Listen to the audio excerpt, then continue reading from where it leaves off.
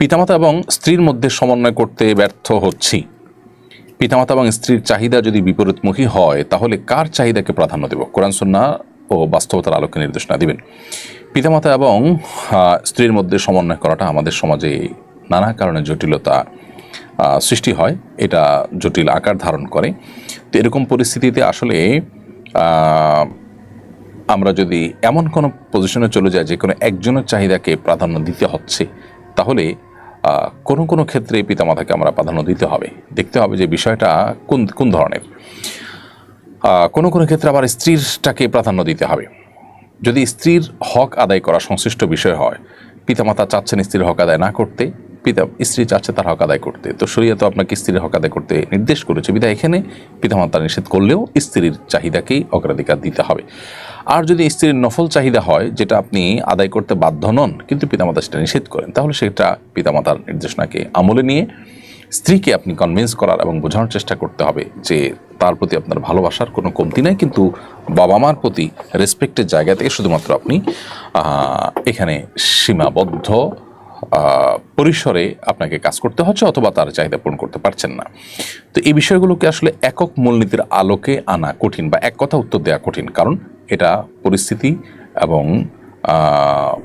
চাহিদার ধরন, চাহিদার প্রকৃতি এগুলোর উপর নির্ভর করে ডিসিশন নিতে হবে কার হক কতটুকু। স্ত্রীর হক নষ্ট করে পিতামাতাকে খুশি করা যাবে না, আবার পিতামাতার হক নষ্ট করে স্ত্রীকে খুশি করা যাবে না। কার কোনটা হক সেটা জেনে সে অনুযায়ী আপনাকে ডিসিশন নিতে হবে।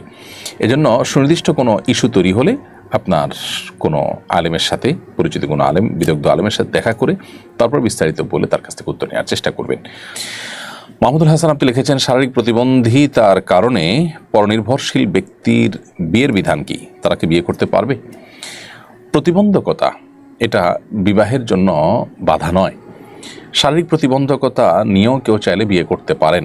এক্ষেত্রে দুটি বিষয় লক্ষ্য করতে হবে। প্রথমত, যার শারীরিক প্রতিবন্ধকতা আছে তার প্রতিবন্ধকতা তার স্ত্রীর হক আদায়ে যেন প্রতিবন্ধক না হয়।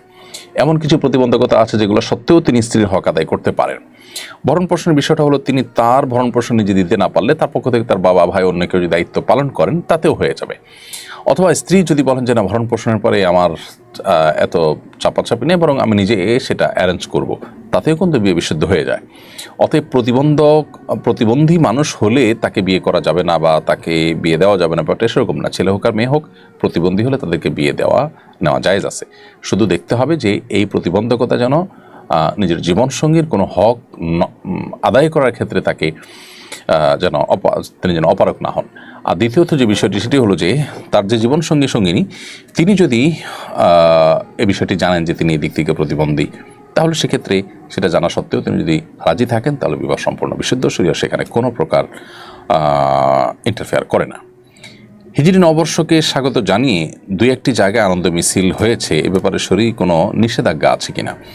হিজরি নববর্ষকে স্বাগত জানিয়ে মিছিল করা এটা মূলত ইসলামিক কোনো কালচার না, এটা পাশ্চাত্য কালচার, যেটি মুসলমানরা ওদেরকে দেখে দেখে অনুকরণ করছে, যেটি দুর্ভাগ্যজনক। নবী করিম সাল্লাল্লাহু আলাইহি ওয়াসাল্লাম বলেছেন, লা তাত্তাবিউন্না সুনানা মান কানা ক্বাবলাকুম শিবরান বিশিবরিন ওয়া যিরাআন বিযিরাইন আও কামা ওয়ারাদা ফিল হাদিস। নবী সাল্লাল্লাহু আলাইহি ওয়াসাল্লাম বলেছেন, তোমরা তোমাদের পূর্ববর্তী জাতি যারা, তোমাদের পূর্বে যারা পৃথিবীতে এসেছে তাদেরকে তোমরা অনুসরণ করবে একেবারে তারা 1 গজ হাঁটলে তোমরা সেই 1 গজ হাঁটবে, তারা 1 বিঘত পরে পা রাখলে তোমরা 1 বিঘত পরে পা রাখবে, অর্থাৎ তাদের পদাঙ্ক অনুসরণ করবে। তখন সাহাবা ইকরাম বলেছিলেন, হে আল্লাহর রাসূল, তারা কি ইহুদিরা? নবী সাল্লাল্লাহু আলাইহি ওয়াসাল্লাম বলছেন, হ্যাঁ, তারা ছাড়া কারা? তো যে ইহুদি নাসারারা তাদের অনুকরণ করতে গিয়েই মূলত আজ নবী সাল্লাল্লাহু আলাইহি ওয়াসাল্লামের সেই ভবিষ্যদ্বাণীর বাস্তবায়ন আমরা দেখতে পাচ্ছি। সেটা করতে গিয়ে মূলত তারা যেরকম খ্রিস্টীয় নববর্ষকে উদযাপন করে, ঠিক একইভাবে আমরাও হিজরি নববর্ষকে উদযাপন করছি। হিজরি সনের গণনা শুরু হওয়ার পর থেকে সাহাবা ইকরাম, তাবিন, সোনার যুগের কোনো স্বর্ণ মানব কেউ এই জাতীয় আপনার নববর্ষকে উদযাপন করেনি। মুসলমান জীবনে, জাতীয় জীবনে দুটি ঈদকে উদযাপন করবে। এর বাইরে এসব বর্ষবরণ বা বর্ষকেন্দ্রিক, নববর্ষ কেন্দ্রিক যে উদযাপন আছে, এগুলো অগ্নিপূজক এবং পেগানদের থেকে, প্রকৃতি পূজারী থেকে এসেছে এবং সেটা এখন ধারণ করে আছে পৃথিবীতে ইহুদি খ্রিস্টানরা। দুর্ভাগ্যজনকভাবে মুসলমানরা সেদিকে পা বাড়িয়েছে, তাদের নিজস্ব কালচার এবং সংস্কৃতি যা আছে সেটা তারা অনেকে ভুলে গেছেন। এজন্য এটা বর্জন করা উচিত। এটা আমাদের সংস্কৃতির সাথে সাংঘর্ষিক। কোনো জাতি যখন অন্য জাতির সংস্কৃতির মধ্যে নিজেদেরকে বিলীন করে ফেলে, তখন তাদের অস্তিত্ব সংকটের মধ্যে পড়ে এবং হুমকির মধ্যে পড়ে, তাদের স্বকীয়তা হারিয়ে যায়। আমার এক সহপাঠী ফেসবুকে আত্মহত্যার স্ট্যাটাস দিয়েছিল, আমি তখন গুরুত্ব দিইনি। আলহামদুলিল্লাহ। পরে জানতে পারি সে সত্যি আত্মহত্যা করেছে। আমি মনে করি আমি যদি তখন কিছু করতাম হয়তো সে বাঁচত। এই অনুভূতি থেকে মুক্তি পেতে কি করা উচিত? আমি অনুশোচনায় ভুগছি। প্রিয় ভাই, আত্মহত্যা করা কবিরা গুনাহ, মহা অপরাধ। আত্মহত্যাকারী জাহান্নামে নিবেদিত হবে, নবী সাল্লাল্লাহু আলাইহি ওয়াসাল্লাম বলেছেন। আল্লাহ তাআলা আমাদেরকে হেফাজত করুক। পশ্চিমা সভ্যতা এটি আমাদের মধ্যে যত বেশি বিস্তার লাভ করছে তত বেশি আমাদের মধ্যে ডিপ্রেশনের পরিমাণ বাড়ছে, আত্মহত্যার প্রবণতা তত বেশি বৃদ্ধি পাচ্ছে। কোনো ব্যক্তি আত্মহত্যা করতে যাচ্ছে, এটি আপনি জানার পর যদি তাকে নিবৃত্ত করার কোনো উপায় আপনার কাছে থাকে তাহলে আপনার কর্তব্য, আপনার উপর ওয়াজিব এবং আবশ্যক হয়ে যায় তাকে নিবৃত্ত করতে উদ্যোগী হওয়া। যদি আপনি বুঝতে ভুল করে থাকেন, মনে করেছেন যে আবেগে দিয়েছে, এটার এমন কোনো সিরিয়াসনেস এখানে নাই, সেটা মনে করে আপনি এড়িয়ে থাকেন, তাহলে এটা আপনার বোঝার ভুলের কারণে আশা করে যে আল্লাহ তাআলার কাছে আপনি গুনাহগার হবেন না। বিধায় এটা নিয়ে অহেতুক মর্মপীড়া আপনার ভোগার প্রয়োজন নেই। তবে হ্যাঁ, এটা ঠিক যে এখান থেকে শিক্ষা নিয়ে আপনি পরবর্তীতে এই জাতীয় ইস্যুগুলোকে আরেকটু গুরুত্বের সাথে দেখার চেষ্টা আপনাকে করতে হবে, এবং সেই সাথে আপনার এখানে যে উদ্যোগ নেওয়ার সুযোগ ছিল যেটা আপনি নেননি সেটার কারণে আল্লাহ তাআলার কাছে আপনি ইস্তেগফার করবেন, ক্ষমা প্রার্থনা করবেন, ভবিষ্যতের জন্য এরকম ভুল না হয় সেজন্য আল্লাহ তাআলার সাথে প্রতিশ্রুতিবদ্ধ হবে। সম্প্রতি খবরে দেখলাম কাবা ঘরের গিলাফ পরিবর্তন করা হয়েছে। কাবা ঘরের গিলাফ পরিবর্তন হয় কেন? কখন থেকে গিলাফ পরিবর্তনের প্রচলন শুরু হয়? সৌদি সরকারের পক্ষ থেকে প্রায়ই রাষ্ট্রীয় অতিথিদের গিলাফের টুকরা উপহার দিতে দেখা যায়। অতিথিরা এটাকে বাধাই করে সংরক্ষণ করে ড্রয়িং রুমে রাখেন। এভাবে কাবার গিলাফের টুকরো রাখার কোনো ফজিলত আছে কিনা?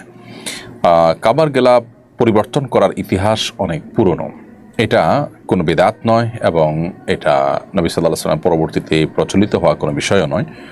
বরং কাবা ঘরের গিলাফ পরিবর্তন হওয়া নিয়ে নানামুখী মত আছে, নানা ধরনের মত আছে। একটি মত হলো ইসমাঈল আলাইহিস সালাম স্বয়ং তিনি কাবা ঘর নির্মাণের পর একটা সময় তিনি কাবা ঘরের গিলাফ পরিয়েছেন। অনেকে বলেছেন নবী সাল্লাল্লাহু আলাইহি ওয়াসাল্লামের পূর্ববর্তী বংশধর আদনান তিনি পরিয়েছেন। আবার কেউ কেউ বলেছেন যে তুব্বাহ হিমিয়ারি তিনি এটি সর্বপ্রথম পরিয়েছেন। আবার নবী করিম সাল্লাল্লাহু আলাইহি সাল্লাম নিজেও হিজরতের পর মক্কা বিজয়ের পর তিনি কাবার গিলাফ পরিবর্তন করেছেন। তারপরে আবু বকর, ওমর রাদিয়াল্লাহু তাআলা আনহু, ওসমান রাদিয়াল্লাহু তাআলা আনহু তারাও কাবার গিলাফ পরিয়েছেন। তো এইসব বর্ণনা থেকে বোঝা যায় যে কাবার গিলাফ পরানোটা এটা নতুন আবিষ্কৃত কোনো বিষয় নয়, এটি অতি প্রাচীন একটি সংস্কৃতি, একটি আমল।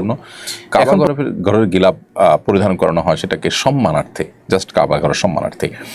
এবং এটি যেহেতু নবী করিম সাল্লাল্লাহু আলাইহি ওয়াসাল্লাম সহ খুলাফা রাশেদা তাদের পূর্বের যুগ থেকে চলে আসা একটি কালচার, নবী সাল্লাল্লাহু আলাইহি ওয়াসাল্লাম সেটাকে রীতিনীতি করেননি, বরং সেটাকে তিনিও ধরে রেখেছেন। এখান থেকে বোঝা যায় যে এটি মৌলিকভাবে সঠিক একটি কাজ এবং কাবা ঘরের প্রতি সম্মান প্রদর্শন করা এটা আমাদের কর্তব্যের অংশ।